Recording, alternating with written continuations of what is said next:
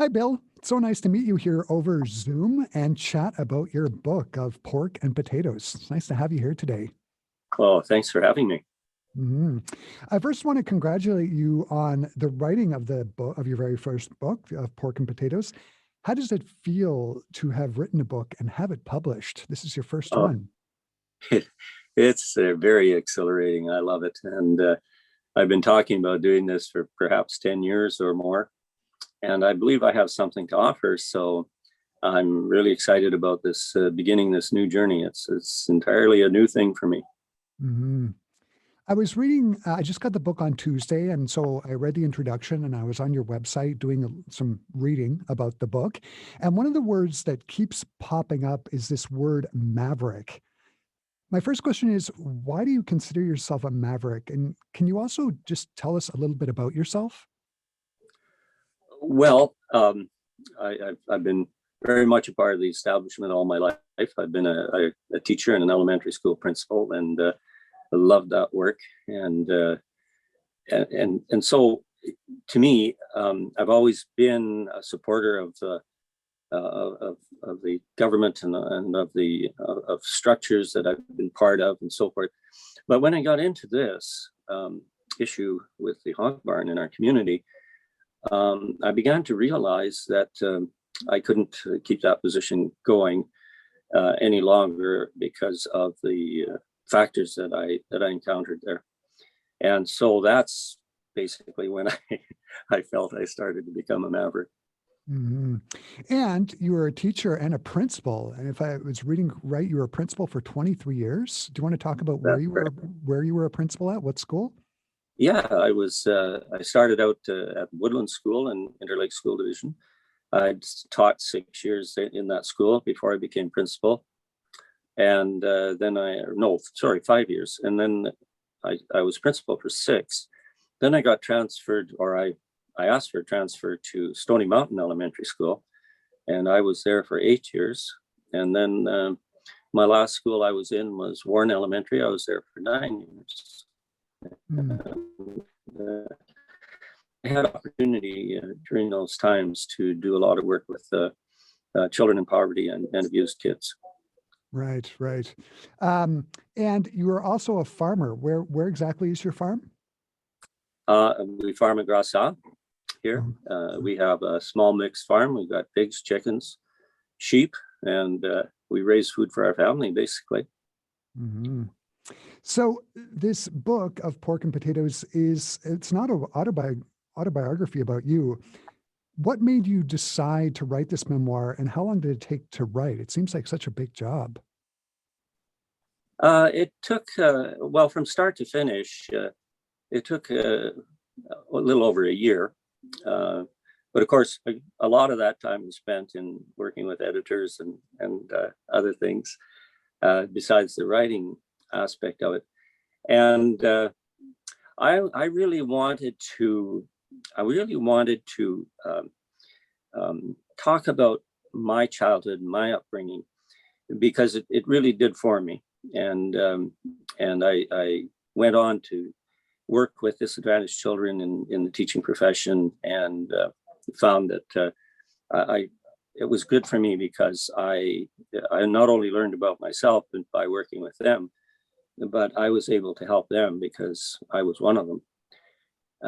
So the two stories really kind of correlate, actually, in many ways, and so that's how I put the book together, telling both stories simultaneously. One complements the other. Yeah, there's sort of two running themes that seem to go throughout the book: your childhood and growing up, but also your struggle with huge industrial farming in Manitoba, especially in regards to hog farming. Um, and I gather the book is not written chronologically. How did you combine these two themes in the book? Well, it seemed to really fall together, as it were. I did follow a path in my childhood, but I specifically wrote about issues that were helpful for me when I had to deal with the issues around the hog barn. Kind of how my abilities developed, and where that led me and how I was able to use that when I got into this community activism. Mm-hmm. I also understand you have a sister, Marlene, and I understand that it was difficult for you and your sister growing up.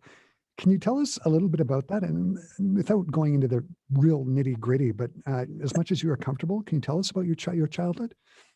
Well, I'm quite comfortable talking about it, Chris, and we really worked together quite a bit. Interestingly enough, in our childhood, my dad was a pretty scary character, and we sort of looked out for each other where he was concerned. And as the parents got older, we took on the responsibility of looking after them, and we worked together then. So there was a period of time during our middle years, if you like, that we weren't that involved with each other, but at the beginning and at the very end of the story, we were. Hmm. And I'm sure this very difficult childhood impacted you throughout your life. Can you talk a little bit about that and how it affected you in your adult years, and even how it affects you now? Well, yes, it's. My dad was a World War II veteran, and I think he was a typical case of post-traumatic stress disorder. And my mother had narcissistic tendencies, so it was quite a combination. So it was a matter of survival to quite an extent. And we both had to look outside the home for support and encouragement and so forth. I had two sources. One was my grandfather, who'd been an amazing influence in my life, all my life. He still is an influence in my life. And the other were the members of the community. I was so fortunate to have, I think it was about 4 neighbors that I was involved with, and they helped me a great deal in establishing my self-concept and my confidence and so forth. My sister went another route. She joined a local church and went that direction, and that's where she found her support system. So when I moved on in my career, of course, I certainly was very oriented into a career that had to do with helping people, and the tenacity that I've built up over the years certainly was a good thing in teaching and administration too, because certainly there are challenges in those roles as well. So it was kind of an easy adjustment for me to move from being a child advocate to dealing with abuse and dealing with children in poverty into dealing with the injustices I saw in my community. Right. And you even took this a step further. I mean, you became a vocal advocate for advancing anti-child abuse programs in your own school division, but you also taught nonviolent crisis intervention to community groups at university. Why was this so important to you? Well, my dad was violent, and so, and it's interesting if you when you read through the book, you'll see an occasion in the book when I was about 15 years old that I actually restrained him, and so nonviolent crisis intervention seemed to me to be such an important skill for people to have, so that they could handle people that they ran into who were violent. And I just loved working for the University of Winnipeg and Urban Circle. I enjoyed the course. I enjoyed my students, and it was kind of neat because often I was teaching either people in education, or I was teaching parents whose children were in education. And being a principal at the time was an excellent resource for them to be able to. And they'd talk about some of their issues that their children were having in school, and I'd try to help them with them and that kind of thing. But I really, really liked Urban Circle. It was just the philosophy there would just seem to be excellent. And I remember those times with a great deal of gratitude. And basically that's where I come from, is because I know how much people helped me in my youth. So I'm just trying to give back a little bit here. Mm-hmm. One of the other major themes in the book is your 15-year struggle with the large industrial farm operation and the red tape of bureaucracy and political interference. I want to unpack this a bit. The first thing that I was reading about in regards to the book of Pork and Potatoes is this idea of the Planning Act of Manitoba. I was on the government of Manitoba's website trying to figure out exactly what this is. Can you explain it to me and to our Classic 107 listeners? Well, in a couple of minutes, I'll do my best. Okay, it's an amazing document, and but just let me say this about it first of all. Maybe I can give you an example. That Sure. might be the easiest way to do this. Sure. Now, before you can sue a producer or the government, you need to make a complaint to a governmental body called the Farm Industry Board. And you make this complaint to the Farm Industry Board, and in some cases they can help you. And it's not a bad process. However, to make a complaint about odor, which was our concern, the Farm Industry Board says we don't deal with odor. Odor issues are dealt with by the municipality.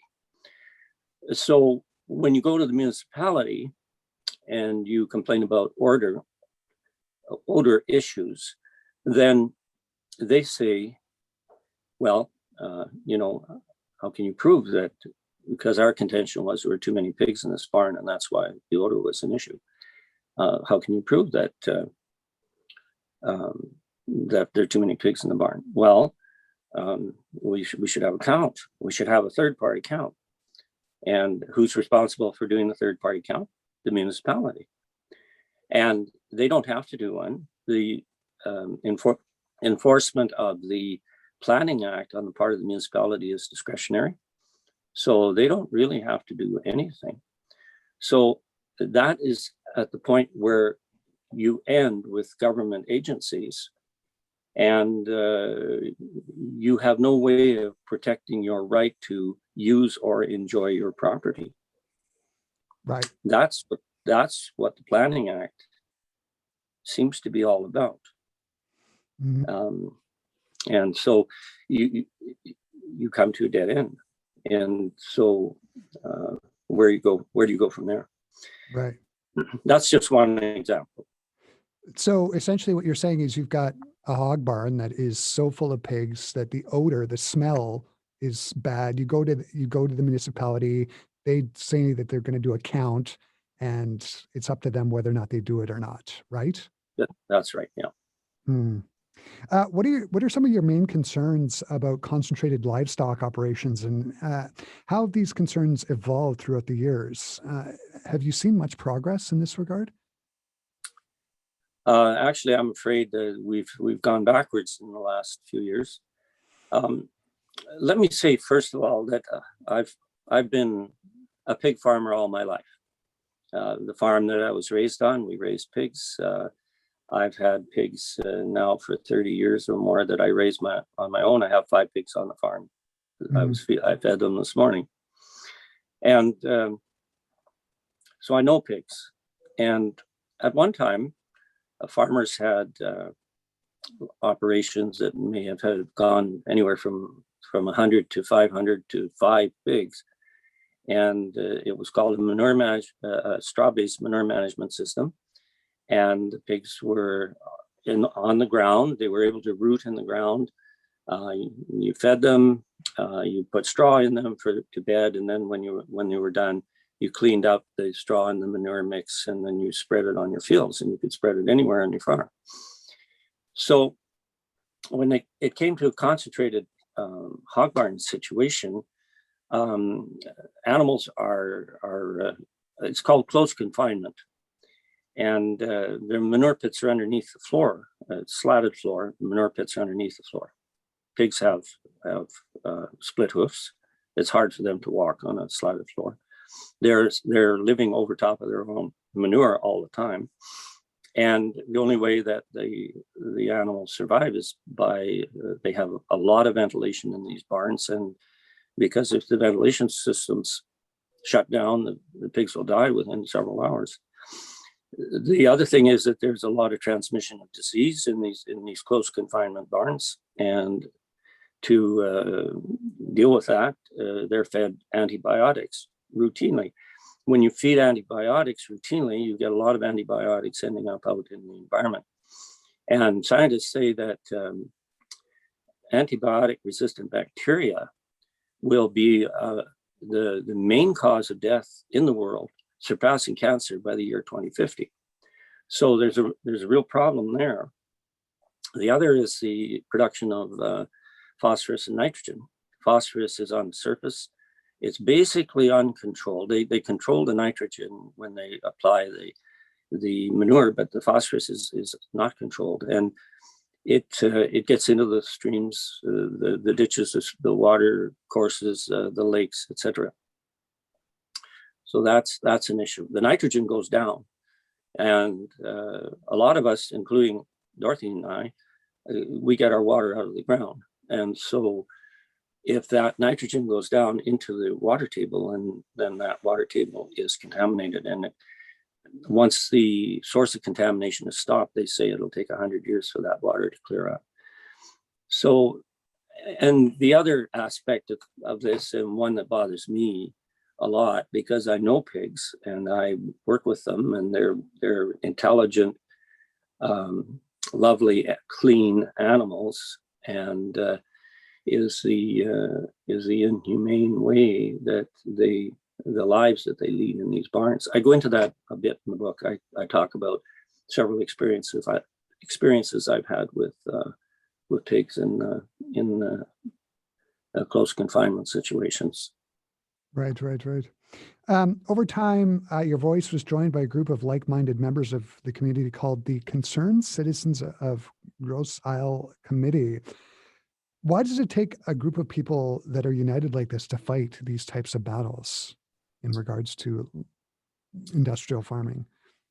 Well, I think, just to go back to the provincial government for a moment, the provincial government has abdicated their role as a regulator of the industry and have become an enabler of the industry. And so for one individual or two or three even to do this, it's easy to isolate them and it's easy to discount them. But when it's a group from the community that is complaining, it's much harder to do so. And so that's why it's important that communities get together. Now, I want to make it clear that I am not against raising hogs, and I'm not against raising pigs. I do this myself. But the system we have is not sustainable. It's not sustainable financially, it's not sustainable environmentally, and it is not sustainable ethically. And this is what we need to help the hog industry to move to a more ethical, environmentally friendly, and sustainable industry. And that's going to take government help and intervention.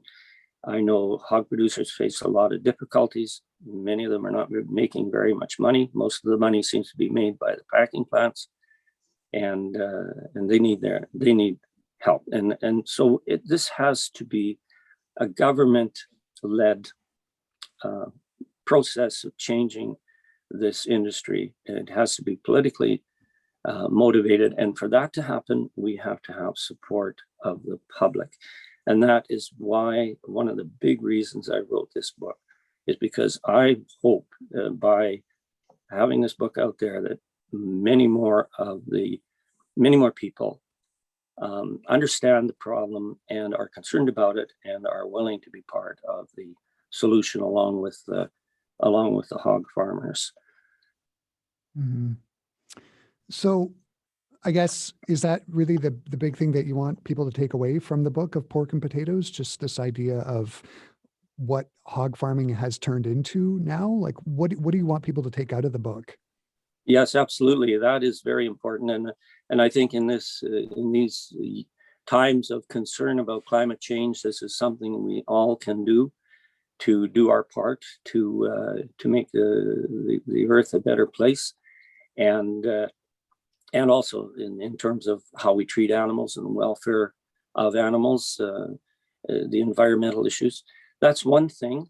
The other thing that is the book is part of is about growing up in a troubled home and how that can be used to improve one's life if you choose to go that route. So I'm hoping it'll be an inspiration for people who found themselves in that position as well. Mm. And it's probably, I would imagine it's a good sort of book to use to sort of describe growing up, what it's like growing up on the farm here in Manitoba, right? Some of the people that have read the book have commented to me that they said, "Oh, this has brought back so many memories. You know, the threshing gang and making hay and